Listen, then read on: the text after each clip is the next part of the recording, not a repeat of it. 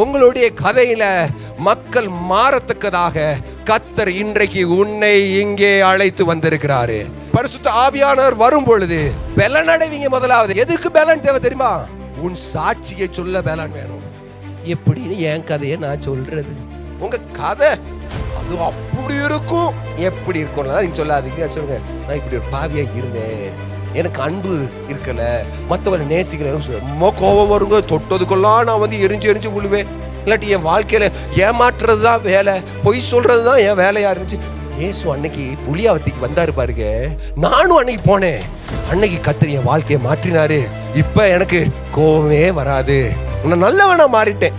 வாழ்க்கையை பார்க்கும் பொழுது அவனுக்கு தெரியும் வாழ்க்கை மாறி இருக்குதுன்னு சொல்லி.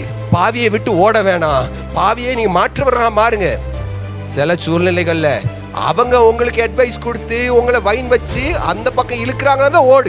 நீங்க கர்த்தருடைய சத்தியத்தை சொல்லுகிற நபராக உன் சாட்சியை கொண்டு பலரும் ரட்சிக்கிற காலத்துக்குள்ள வந்திருக்கிறோம்.